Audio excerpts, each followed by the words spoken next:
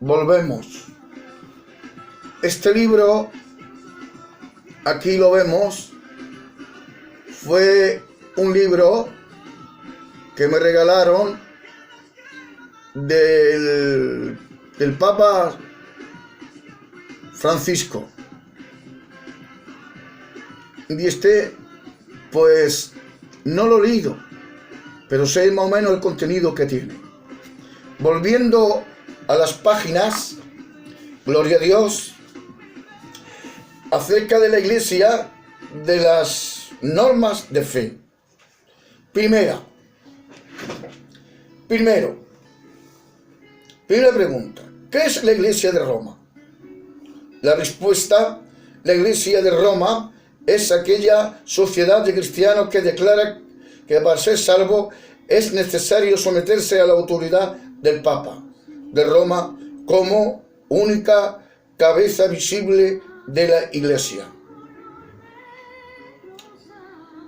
Réplica a esto: Cristo es la cabeza en virtud de quien todo el cuerpo se encuentra perfectamente unido y mantenerse unida a esa cabeza.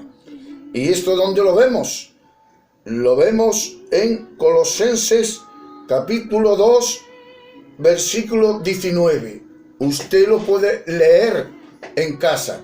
No hace falta que yo se lo lea, porque esto es de confianza. Bien. Esa es la nota sobresaliente de la Iglesia, como señala San Agustín en su libro eclesiástico. Mas no se encuentra en las Escrituras ni la antigüedad evidencia alguna de una cabeza visible, y mucho menos que esa cabeza visible sea el Papa, y menos que sea necesario someterse a ella para ser salvo. Si es necesario someterse a él para ser salvo, es necesario saber quién es el Papa.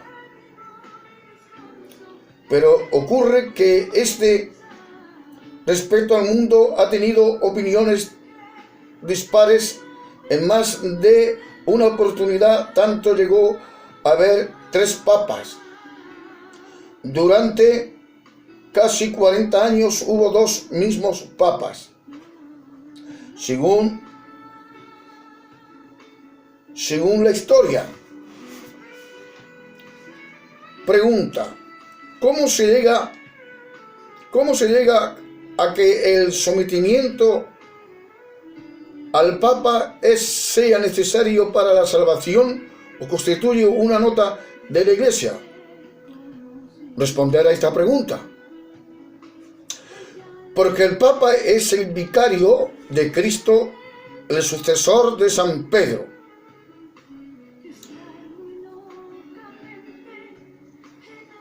Según dice en las notas que ellos tienen,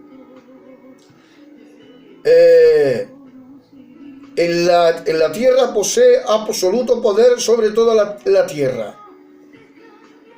La Iglesia es una porque tiene una sola cabeza, invisible, Cristo, y una visible, aquel que ocupa el sillón en Roma como legítimo sucesor de San Pedro, príncipe de los apóstoles. Esto es lo que dicen ellos, lo que dice el Papa, lo que dicen los credos, lo que dice su doctrina. Pero esto hay una réplica aquí. Tenemos que encontrar una réplica, y lo vamos a encontrar en la Biblia. Si Cristo no le dio ese poder a San Pedro, y si el Papa no es el sucesor de Pedro, entonces el Papa no puede reclamar este poder. En efecto, leemos en Efesios 4:11, lo puede usted leer en su casa, 4:11 y 12, que Cristo constituyó a unos apóstoles, a otros profetas, para la obra del ministerio, para la edificación del cuerpo de Cristo, Bien, lo dice así. Pero no se lee en ningún texto que le haya dado preeminencia a un apóstol sobre el resto, y mucho menos poder absoluto sobre ellos.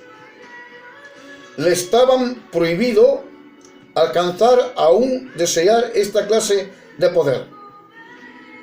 Según Mateo 20:26, precisamente porque San Pablo estaba tan lejos de reconocer tal privilegio que no hubo en ponerse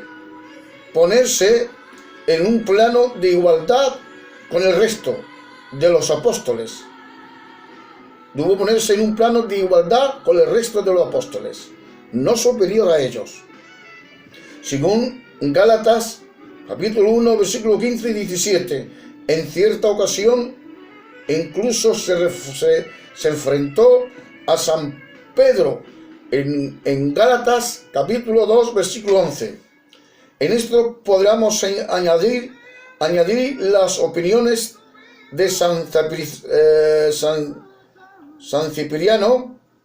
Los demás apóstoles son iguales a San Pedro y revestidos con todo igual honor y poder, según lo que la enseñanza que aquí tenemos. La respuesta, la pregunta, mejor dicho, ¿qué autoridad dice poseer la Iglesia de Roma? Bueno, autoridad. Sabemos que la única autoridad es la palabra de Dios. Ningún hombre fuera de la palabra de Dios. Cuando hablo de la palabra de Dios, hablo de la autoridad de Dios. Nadie puede tener esa autoridad fuera de la palabra del Señor. Respuesta, ella se le declara madre y señora de todas las iglesias. Se le declara. Y reconocerla como tal es condición necesaria para la salvación. Se lo dijo el Papa Pío IV, Superfrog, en su libro. El Papa Inocencio III lo expresó de este modo: así como Dios es llamado Señor universal porque todas las cosas están bajo su señorío, así también la Iglesia de Roma se la llama católica universal porque todas las demás iglesias están sujetas a ella. Bueno, aunque la Iglesia católica es un texto griego, pero no quiere decir que este texto está en la Iglesia, que está, mejor dicho, en la Biblia. No está en la Biblia como católico. No. Es un texto, es un vocablo católico que viene del griego, pero no que está en la Biblia. No aparece en la Biblia ese verbo griego. Réplica. Tal como había sido anunciado, así se cumplió. De Sion saldrá la ley, y de Jerusalén la palabra del Señor. Así, y allí comenzó la Iglesia. Por ello, y la epístola sonoda del Segundo Concilio General de Constantinopla. Jerusalén recibe el nombre de madre de todas las iglesias. Jerusalén es la que recibe el nombre madre de todas las iglesias. Ahí salió, porque Cristo fundó la iglesia en Jerusalén. Cristo predicó en Jerusalén, predicó en Israel, predicó en esa tierra que era la suya, y ahí se constituyó totalmente la madre de todas las iglesias.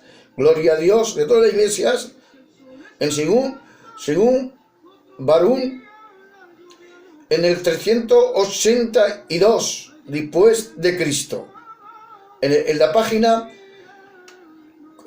461, en el libro de Barún.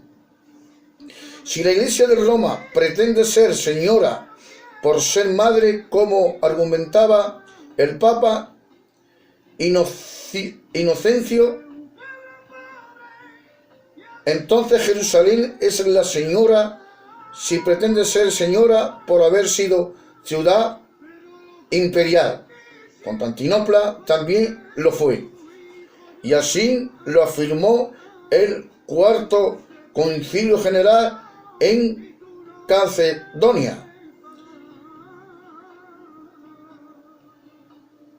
que la Iglesia de Constantinopla debe tener igual privilegio que la de Roma, porque ella es sede imperial.